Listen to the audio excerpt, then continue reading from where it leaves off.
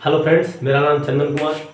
Transformer के इस lecture में आज हम लोग देखेंगे all D efficiency of transformer या एनर्जी इफिशियंसी ऑफ ट्रांसफार्मर। इससे पहले हम लोग देखे हैं इफिशियंसी ऑफ ट्रांसफार्मर। उसमें हम लोग देखे थे कंडीशन फॉर मैक्सिमम इफिशियंसी। उसमें देखे थे कि मैक्सिमम इफिशियंसी होने के लिए क्या होना चाहिए, iron loss equal to copper loss होना चाहिए। कॉपर लॉस और आयरन लॉस जहाँ पे बराबर हो जाता था तो वहाँ पे इफिशियंसी जो होता था वो मैक्सिमम होता था। उसके बाद हम लोग क्या देखे थे कि अगर हम पावर फैक्टर को बाहरी करें, पावर फैक्टर को बाहरी करके इफिशियंसी देखें तो मैक्सिमम इफिशियंसी कब होगा, जब पावर फैक्टर यूनिटी होगा। यानी जब लोड का पावर फैक्टर यूनिटी होगा तो उस केस में ट्रांसफार्मर मैक्सिमम इफिशियंसी पे वर्क करेगा। तो अब हम लोग देखते हैं all day efficiency of transformer या एनर्जी इफिशियंसी ऑफ ट्रांसफार्मर। तो आउटपुट इन किलोवाट आवर यानी आउटपुट पावर हम लोग अब देख रहे हैं किलोवाट आवर में, यानी जो आउटपुट मिल रहा है उसको 24 घंटा के लिए देखेंगे, 24 आवर के लिए देखेंगे। देखिए जैसे देखिए पावर आपको मिल रहा था, आउटपुट पावर मिल रहा था, अगर आप पावर में गुना कीजिएगा टाइम से, 24 आवर के लिए देख रहे हैं तो पावर में अगर आप गुना कीजिएगा टाइम से तो क्या मिलेगा, एनर्जी मिलेगा। तो इसीलिए इसको एनर्जी इफिशियंसी बोल देते हैं। तो कि हम लोग एनर्जी को देख रहे हैं तो output in kilowatt hour, kilowatt hour तो ये क्या हो जाएगा, ये पावर नहीं है, यह है आपका एनर्जी। और इनपुट इन किलोवाट आवर यानी आउटपुट और इनपुट दोनों हम लोग क्या देख रहे हैं, किलोवाट आवर में देख रहे हैं। तो इसीलिए हम लोग इसको बोल देते हैं एनर्जी इफिशियंसी। अब सोचिए कि इस ये ऑल डे इफिशियंसी का जरूरत क्या पड़ा, तो अभी तक हम लोग जो निकाल रहे थे उसको बोलते हैं कॉमर्शियल इफिशियंसी। क्या बोलते हैं, कॉमर्शियल इफिशियंसी। इसमें क्या देखते हैं, आउटपुट इन किलोवाट बटा इनपुट इन किलोवाट। जैसे देखिए आप कॉमर्शियल इफिशियंसी निकाल दिए ट्रांसफार्मर का किसी पार्टिकुलर लोड के लिए, मान लेते हैं कि 80% लोड के लिए निकाल दिए। तो 80% लोड के लिए निकाल दिए तो क्या ट्रांसफार्मर हमेशा 80% लोड पर ही वर्क करते रहता है? ट्रांसफार्मर के क्रॉस लोड हमेशा घटते बढ़ते रहता है। जैसे आपका गांव का ही ट्रांसफार्मर है तो हमेशा थोड़ी है कि सभी बॉल पंखा हमेशा एक टाइम पे जलते ही रहता है, कभी कुछ लोड कनेक्ट हुआ, कभी कुछ लोड डिस्कनेक्ट हुआ।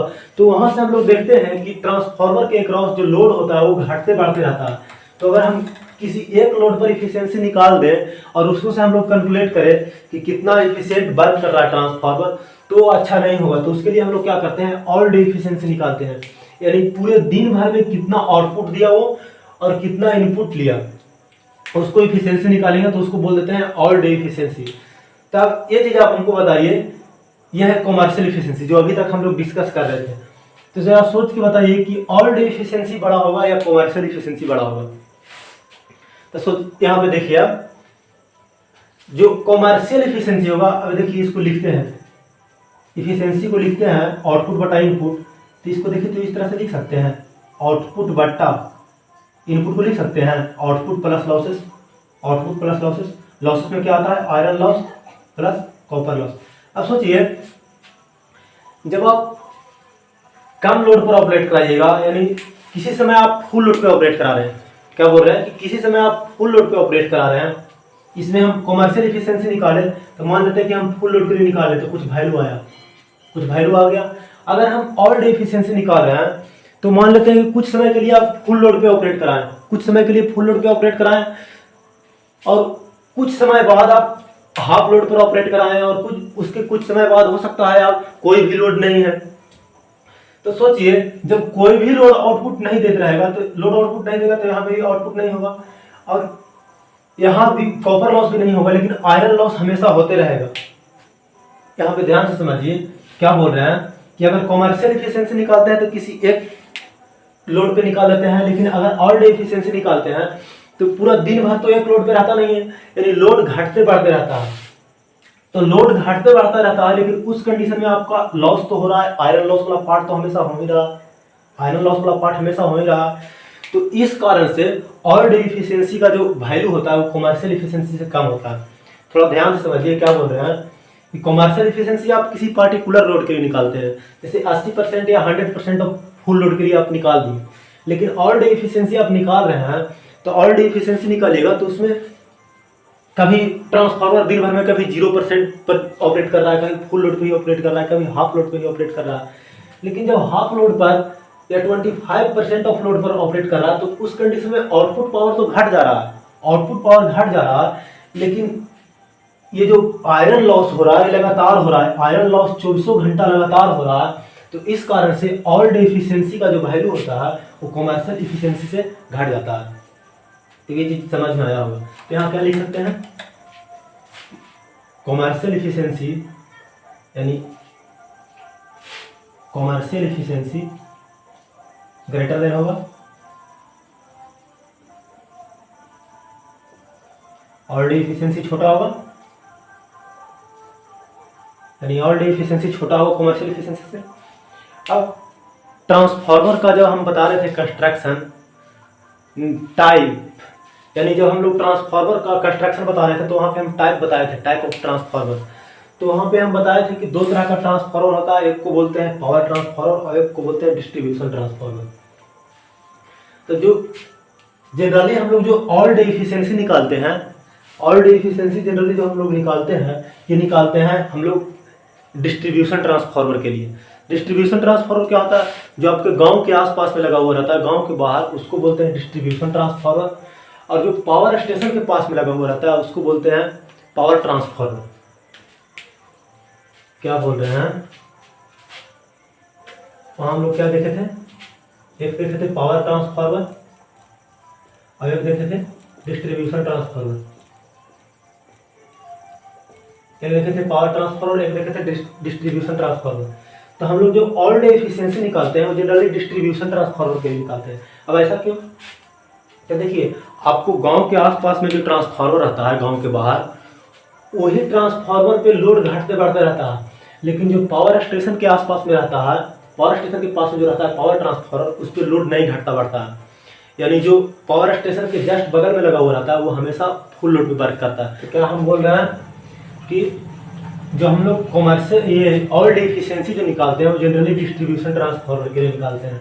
क्यों, क्योंकि ये इसके क्रॉस जो लोड होता है फ्लक्चुएट करते रहता है, यानी घटते बढ़ते रहता है, लेकिन पावर ट्रांसफार्मर जो होता है वो हमेशा फुल लोड पे वर्क करता है।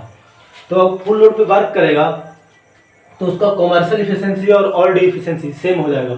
हमेशा जब फुल लोड पे वर्क करेगा तो सेम हो जाएगा। देखिए कैसे सेम हो जाएगा,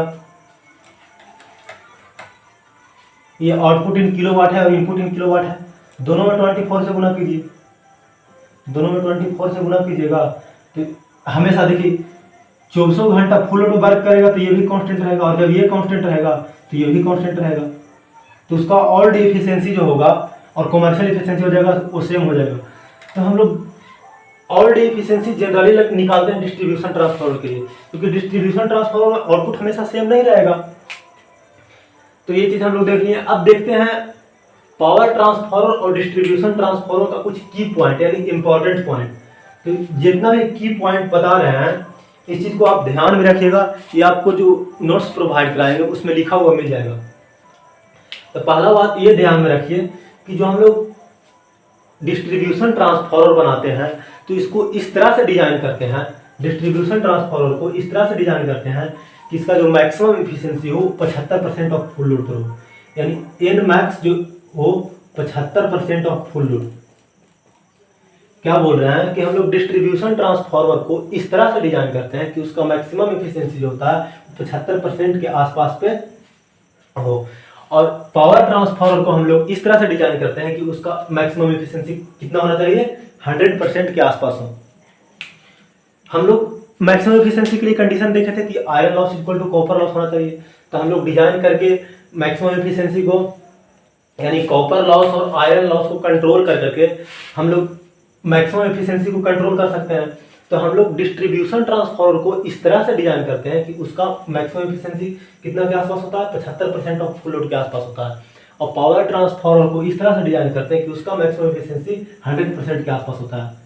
यानी इसको 100% के आसपास मैक्सिमम एफिशिएंसी को डिजाइन करते हैं, इसको 75% के आसपास। ये सारा चीज आपको लिखा हुआ मिल जाएगा। तब बताइए जब इसको 75% ऑफ फुल लोड पे डिस्ट्रीब्यूशन ट्रांसफार्मर को 75% ऑफ फुल लोड पे हम लोग मैक्सिमम एफिशिएंसी के लिए डिजाइन करते हैं, तो बताइए कि इसमें फुल लोड कॉपर लॉस अधिक होगा या आयरन लॉस अधिक होगा। तो इसमें full load copper loss PC full load greater than होगा पीआई, यानी full load copper loss greater than होगा आयरन लॉस। तो अब ये कैसे होगा, देखिए हम लोग मैक्सिमम इफिशियंसी इस तरह से डिजाइन किया है कि मैक्सिमम इफिशियंसी 75% पर हो रहा है, 75% ऑफ लोड पर मैक्सिमम इफिशियंसी हो रहा है, यानी 75% लोड पर ही आयरन लॉस और कॉपर लॉस बराबर हो जा रहा है। तो हम 75% से जब 100% पर या फुल लोड पर आएंगे तो उस कंडीशन में जो लॉस आएगा copper loss at full load वो अधिक होगा कि नहीं। जैसे समझिए हम ये बोल रहे हैं कि 75% ऑफ फुल लोड पर मतलब ये ट्रांसफार्मर का आयरन लॉस 100 वाट दिया हुआ है, ट्रांसफार्मर का आयरन लॉस 100 वाट दिया हुआ है। तो जब ट्रांसफार्मर को हम 75% इफिशियंसी पे ऑपरेट करवाएंगे तो उसी कंडीशन में कॉपर लॉस भी क्या हो जाएगा, 100 वाट हो जाएगा, क्योंकि मैक्सिमम इफिशियंसी हम लोग 75% पर डिजाइन किए हैं। तो ये कॉपर लॉस भी 100 वाट हो जाएगा। लेकिन हम ट्रांसफार्मर को फुल लोड पे ऑपरेट कराएंगे तो फुल लोड कॉपर लॉस क्या होगा, फुल लोड कॉपर लॉस 100 से ज़्यादा होगा ना, 100 से ज़्यादा ही होगा, क्योंकि 75% से हम लोग लोड बढ़ाए हैं। तो ये चीज़ आप लोगों को समझ में आया होगा। तो इसके बाद अगला पॉइंट हम देखते हैं ये पावर ट्रांसफार्मर और डिस्ट्रीब्यूशन ट्रांसफार्मर में कि ये जो पावर ट्रांसफार्मर होता है इसको हम लोग इस तरह से डिजाइन करते हैं कि इसका लीकेज रिएक्टेंस अधिक हो, और डिस्ट्रीब्यूशन ट्रांसफार्मर को इस तरह से डिजाइन करते हैं कि इसका लीकेज रिएक्टेंस कम हो। तो ये चीज़ आप ध्यान में रखिएगा, ये चीज़ अभी आपको नहीं समझ में आएगा, जब आप पढ़िएगा अगला सेमेस्टर में फॉल्ट, 5th सेमेस्टर में फॉल्ट पढ़िएगा तो वहाँ पे ये चीज़ आपको समझ में आएगा। लेकिन ये चीज़ डायरेक्ट एग्जाम से पूछ देता है कि किसका लीकेज रिएक्टेंस कम होता है और किसका लीकेज रिएक्टेंस अधिक होता है। तो इस चीज़ को आप ध्यान रखिएगा कि हम लोग डिस्ट्रीब्यूशन ट्रांसफार्मर को इस तरह से डिजाइन करते हैं, डिस्ट्रीब्यूशन ट्रांसफार्मर को इस तरह से डिजाइन करते हैं कि इसका लीकेज रिएक्टेंस कम हो, और पावर ट्रांसफार्मर को इस तरह से डिजाइन करते हैं कि इसका लीकेज रिएक्टेंस अधिक हो। अब हम लोग देखते हैं relation between size and frequency of transformer, यानी अगर हम ट्रांसफार्मर को फ्रीक्वेंसी को चेंज करें तो उस कंडीशन में साइज को कुछ अफेक्ट करेगा, यानी साइज पे कुछ इफेक्ट पड़ेगा। ये देखिए हम लोग क्या कर रहे हैं इसमें, इस कंडीशन में ट्रांसफार्मर का जो रेटिंग है, रेटिंग कांस्टेंट रख रहे हैं, रेटिंग क्या कर रहे हैं, कांस्टेंट रख रहे हैं, या इसी को बोल सकते हैं फॉर सेम केवीए, यानी जो ये चीज हम देख रहे हैं वो सेम केवीए के लिए देख रहे हैं, या रेटिंग को कांस्टेंट रख रहे हैं, यानी कांस्टेंट रेटिंग के लिए, सेम रेटिंग के लिए या सेम केवीए के लिए ये रिलेशन हम लोग देख रहे हैं। तो हम लोग जानते हैं ट्रांसफार्मर का जो रेटिंग होता है या केवीए रेटिंग होता है वो क्या होता है, सेम केवीए। ट्रांसफार्मर का जो रेटिंग होता है KVA rating, KVA rating equal to क्या होता है, V2I2। तो हम लोग सेम केवीए के लिए देख रहे हैं, यानी हम लोग चेंज करेंगे फ्रीक्वेंसी को, लेकिन केवीए रेटिंग ट्रांसफार्मर का कांस्टेंट रहेगा, यानी सेम केवीए के लिए देखेंगे। तो सेम केवीए के लिए देखेंगे तो इसको सेम रखने के लिए क्या करेंगे, हमारा जो वोल्टेज जो होना चाहिए, वोल्टेज और करंट होना चाहिए, इसको सेम रखेंगे। तो यहाँ से हम लोग क्या देख रहे हैं कि V2 इक्वल टू कॉन्स्टेंट हो जाएगा, V2 इक्वल टू कॉन्स्टेंट, यानी करंट वोल्टेज को हम कांस्टेंट रख रहे हैं, यानी सेम केवीए के लिए देख रहे हैं। तो देखिए तो हम लोग क्या जानते हैं, E इक्वल टू 4.44 5 अगर यहीं E2 देखेंगे तो यहाँ N2 कर देंगे, और हम लोग जानते हैं कि E2 लगभग बराबर होता है V2 का। रेगुलेशन देखे थे तो उसमें देखे थे कि E2 और V2 में थोड़ा अंतर होता है, लेकिन बहुत माइनर अंतर होता है। तो हम E2 की जगह पर V2 लिख देते हैं, देखिए यहाँ पे V2 लिख देते हैं। तब देखिए तो इसको लिख सकते हैं V2 equal to 4.44 5 equal to क्या जानते हैं, B इंटू ए होता है फ्लक्स डेंसिटी इंटू एरिया, तो इसको लिख देते हैं। 5m है तो यहाँ पे BM लिख देते हैं, BM इंटू ए, BM इंटू ए इंटू F इंटू N2। अब देखिए यहाँ पे, यहाँ से क्या लिख सकते हैं, अब हम लोग जानते हैं कि ट्रांसफार्मर जो होता है वो कांस्टेंट फ्लक्स डिवाइस होता है, कांस्टेंट फ्लक्स डिवाइस। तो जब ट्रांसफार्मर को हम ऑपरेट कराएंगे ट्रांसफार्मर को ऑपरेट कराएंगे तो मैक्सिमम फ्लक्स डेंसिटी उसका कांस्टेंट रखेंगे। ट्रांसफार्मर को हम जब ऑपरेट करवाते हैं, ये चीज़ पहले ही बताए हैं कि ट्रांसफार्मर को जब हम ऑपरेट कराते हैं तो मैक्सिमम फ्लक्स डेंसिटी हम लोग कांस्टेंट रखते हैं। तो देखिए मैक्सिमम फ्लक्स डेंसिटी अगर कांस्टेंट करते हैं तो देखिए भी तो पहले से ही कांस्टेंट है, भी को हम कांस्टेंट यहाँ से कर दिए हैं। सेम केवीए के लिए देख रहे हैं, सेम केवीए के लिए देखे थे तो V2 कांस्टेंट हो गया था। अब देखिए ये कांस्टेंट है, ये तो 4.44 है तो कांस्टेंट ही ना है, और इसको भी हम लोग कांस्टेंट रख रहे हैं और नंबर ऑफ टर्न भी कांस्टेंट ही है। तो यहाँ से देखिए तो अगर सबको इधर लेके चलाएंगे तो V2 बटा 4.44 BM N2 equal to AF equal to constant. तो इसको लिख देते हैं कोई कांस्टेंट C, ठीक है, कांस्टेंट को C लिख दे रहे हैं। देखिए तो ये पूरा कांस्टेंट है, तब यहाँ से लिख सकते हैं AF equal to constant, AF equal to constant. तो यहाँ से लिख सकते हैं, देखिए तो A directly proportional to 1/, frequency. ये कांस्टेंट है, ये सारा चीज़ कांस्टेंट है। तो जो ट्रांसफार्मर का कोर का एरिया जो होगा वो इनवर्सली प्रोपोर्शनल होगा फ्रीक्वेंसी का। देखिए यहाँ से फिर से समझिए इस चीज़ को। हम लोग बोल रहे हैं कि ट्रांसफार्मर को रेटिंग को कांस्टेंट रख रहे हैं, रेटिंग को कांस्टेंट रख रहे हैं यानी V2 कांस्टेंट कर दिए, V2 कांस्टेंट कर दिए, ट्रांसफार्मर का वोल्टेज कांस्टेंट कर दिए। अब यहाँ से देखिए E इक्वल टू होता है 4.445 MFN और E इक्वल टू V होता है, तो यहाँ से हम V लिख देंगे। अब हम लोग ट्रांसफार्मर को जब ऑपरेट करवाते हैं तो उसका मैक्सिमम फ्लक्स डेंसिटी हमेशा कांस्टेंट रखते हैं। तो देखिए BM भी कांस्टेंट हो गया, नंबर ऑफ टर्न भी कांस्टेंट हो गया और 4.44 ये तो पहले से ही कांस्टेंट है। तो देखिए यहाँ से हम लोग क्या देखें, इस तरह को एक तरफ लेकर चलाएं, देखें कि AF इक्वल टू कांस्टेंट यानी एरिया इनटू फ्रीक्वेंसी कांस्टेंट रहेगा। तो यहाँ से क्या देखिए area inversely proportional to frequency, यानी जो कोर होगा उसका एरिया जो होगा वो इनवर्सली प्रोपोर्शनल होगा ट्रांसफार्मर की ऑपरेटिंग एफिशिएंसी पर। तो यहाँ से देखिए तो अब जब एरिया निकाल गया तो समझिए कि ये जब एरिया निकाल गया समझिए कि ये जो है ये कोर है, ठीक है, ये कोर है, इसका हमको एरिया निकाल गया है। तो इसका हमको साइज निकालना है, साइज निकालना है। तो साइज और वॉल्यूम, साइज और वॉल्यूम निकालना है। तो बोल सकते हैं साइज या volume directly proportional to area हो जाएगा। यानी किसी मटेरियल का अब अगर आपको जैसे देखिए यही समझिए कोर है तो इसका आपको क्रॉस सेक्शन एरिया मिल गया, तो आपको इसका वॉल्यूम निकालना है। तो क्या करेंगे, एरिया में गुना कर देंगे लेंथ से, एरिया में गुना कर देंगे लेंथ से। तो साइज या वॉल्यूम इक्वल टू क्या हो जाएगा, एरिया इंटू लेंथ। तो इसको बोल सकते हैं साइज और वॉल्यूम इक्वल टू साइज और volume directly proportional to area. यानी जब एरिया बढ़ाएंगे तो साइज बढ़ेगा। तो यहाँ से बोल सकते हैं, अब देखिए इस चीज़ को यहाँ पे लिखते हैं, यानी area inversely proportional to frequency था और साइज देख रहे हैं कि डायरेक्टली प्रोपोर्शनल टू एरिया है। तो यहाँ से बोल सकते हैं size of transformer inversely proportional to frequency. यानी अगर सेम केवीए रेटिंग के लिए आप ट्रांसफार्मर का ऑपरेटिंग फ्रीक्वेंसी बढ़ाते हैं तो उस केस में ट्रांसफार्मर का जो साइज होगा वो घट जाएगा। क्या बोल रहे हैं, ध्यान से सुनिए। अगर हम सेम केवीए रेटिंग के लिए ट्रांसफार्मर का ऑपरेटिंग फ्रीक्वेंसी बढ़ाएंगे तो उस केस में जो ट्रांसफार्मर का साइज होगा वो रिड्यूस हो जाएगा। यानी अगर कोई 20 केवीए का ट्रांसफार्मर है, उसको आप 50 हर्ट्ज पे चला रहे हैं तो उसका कुछ साइज है। अगर हम उसको 500 हर्ट्ज पे चलाएं, 500 हर्ट्ज पे उस ट्रांसफार्मर को ऑपरेट करें तो उस कंडीशन में जो उसका साइज होगा वो घट जाएगा, 1/10 टाइम्स हो जाएगा। फ्रीक्वेंसी 10 टाइम कर दिए तो उसका साइज कितना हो जाएगा, 1/10 टाइम्स रिड्यूस हो जाएगा। तो ये चीज समझ में आया होगा। अब हम लोग देखते हैं रेटिंग ऑफ ट्रांसफार्मर। ट्रांसफार्मर का रेटिंग हम लोग किस प्रकार से डिफाइन करते हैं।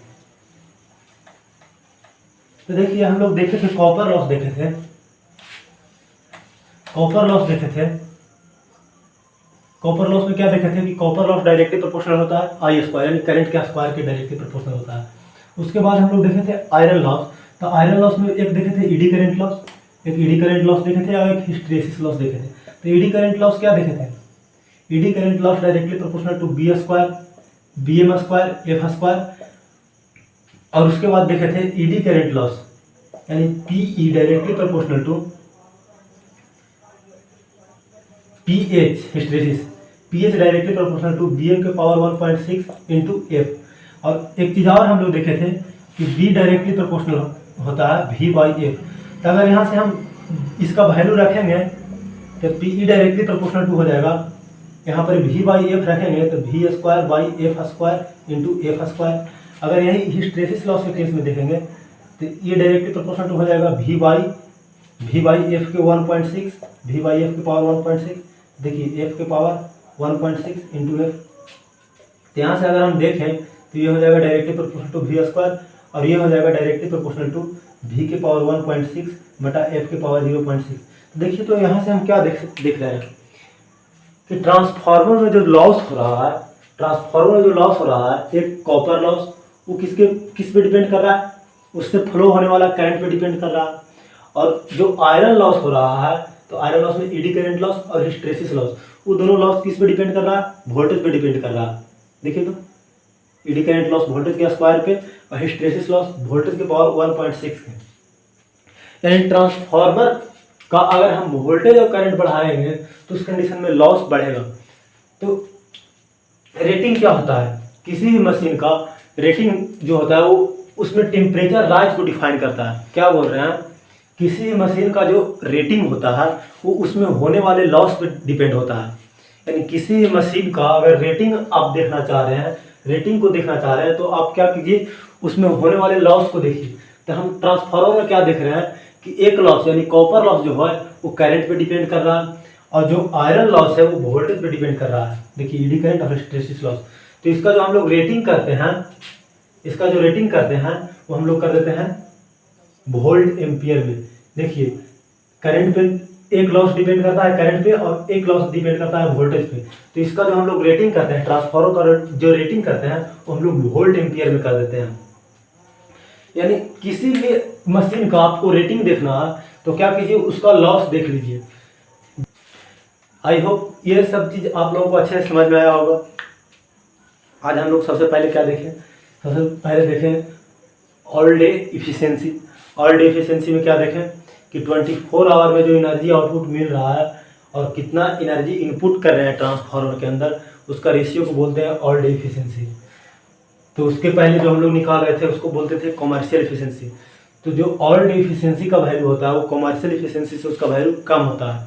और उसके बाद हम लोग देखें कि ऑल डे इफिशिएंसी जो होता है वो जनरली हम लोग डिस्ट्रीब्यूशन ट्रांसफार्मर के लिए निकालते हैं, पावर ट्रांसफार्मर के लिए नहीं, क्योंकि पावर ट्रांसफार्मर जनरली हमेशा फुल लोड पे ऑपरेट होता है। उसके बाद हम देखें कि अगर सेम केवीए के लिए देखें तो जो ट्रांसफार्मर का साइज होगा, ट्रांसफार्मर का साइज होगा इनवर्सली प्रोपोर्शनल टू फ्रीक्वेंसी होता है। इसके बाद अभी जस्ट हम लोग देखें कि जो ये ट्रांसफार्मर जो लॉस होता है तो कॉपर लॉस आई स्क्वायर के डायरेक्टली प्रोपोर्शनल होता है, यानी करंट पे डिपेंड होता है, और आयरन लॉस जो होता है वो वोल्टेज पे डिपेंड करता है। तो इसलिए जो हम लोग ट्रांसफार्मर का इफिशिएंसी करते हैं, ट्रांसफार्मर का जो रेटिंग करते हैं वो हम लोग वोल्ट एम्पियर में करते हैं। क्या चेंज करते हैं, वोल्ट एम्पियर में। इसी का बड़ा यूनिट है केवीए या एमवीए। वीए का ही बड़ा यूनिट है केवीए और एमवीए। तो आई होप ये सब चीज़ आप लोगों को अच्छे से समझ में आया होगा। आज के लिए इतना ही रहने